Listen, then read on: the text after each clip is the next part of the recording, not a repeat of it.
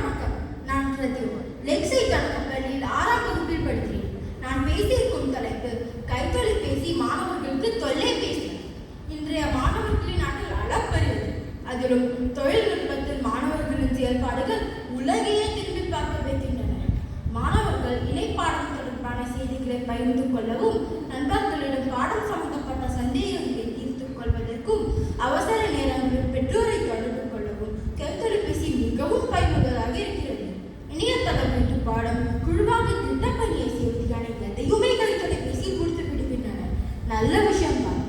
இத்தனை நன்மைகளும் தாண்டி கைத்தொலைபேசி மாணவர்களுக்கு தொல்லைபேசி. ஏன் தெரியுமா?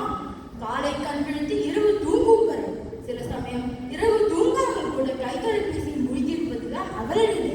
இதனால் சாப்பிடுவது, தூங்குவது, படிப்பது போன்ற அன்றாட நடவடிக்கைகளை கூட ஒத்தி போடும் நிலையால் அவர்களது அனைத்து செயல்பாடுகளுமே பாதிக்கப்படுகின்றன. இங்கு நான் ஒரு திருக்குறளை மேற்கோள் காட்ட விரும்புகிறேன். வீரிட்டை சாகாடும் அச்சிலும் அப்பண்டம் சால மிகுத்து பெய்யும். மயிலிறகு மிகவும் லேசானது. அதே மயிலிறகை வண்டியில் மிகுதியாக ஏற்றினால் வண்டியின் அச்சம் முறிந்து போகும். அதுபோல கைத்தொலைபேசியினால் மாணவர்களுக்கு நன்மைகள் விளைந்தாலும் அதற்கு அடிமையாக கிடப்பது கேடு விளைவிக்கும். பூவுக்குள் வண்டுகள், வலைப்பூவுக்குள் வாண்டுகள். பூவுக்குள் வண்டுகள், வலைப்பூவுக்குள் வாண்டுகள்.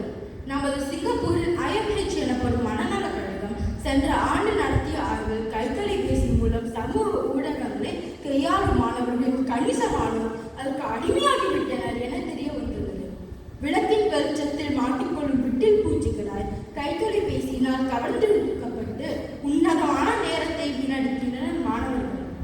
முன்பெல்லாம் மரத்தடியிலும் மைதானத்திலும் ஓடியாடும் மாணவர்கள் இன்று கைத்தொலைபேசி முடங்கி கிடக்கின்றனர். நமது மாணவர்கள் கைத்தொலைபேசியை பயன்படுத்தும் போது ஏற்படும் பாதிப்புகளை அறிவீர்களா? உடல், மனம் இரண்டுமே பாதிக்கப்படுகிறது. சில மாணவர்கள் இணைய வழி மிரட்டலுக்கு கூட ஆளாகின்றனர். கைத்தொலைபேசியை மிகுதியாக பயன்படுத்துவது மனச்சோர்வு, பதற்றம் மற்றும் மன அழுத்தத்தை ஏற்படுத்துகிறது. உடல் ரீதியாக கைமணி கட்டு வலி, கழுத்து பிடிப்பு, கண்பார்வை பாதிப்பு போன்ற இன்னல்களுக்கு ஆளாகின்றனர். இதன் பாதிப்பை கருத்தில் கொண்டு நமது சுகாதார அமைச்சகம் சமீபத்தில் மாணவர்களுக்கான திரை பயன்பாடு வழிகாட்டுதல்களை வரையறுத்து வெளியிட்டுள்ளது. கைத்தொலைபேசி வெறும் ஒரு கல்விதான் என்பதை உணர்ந்து மாணவர்கள் தங்கள் பொன்னான நேரத்தை வீணடிக்காமல் அது கல்வியிற்கும் வாழ்வின் முன்னேற்றத்திற்கும் பயன்படுத்திக் கொள்ள வேண்டும்.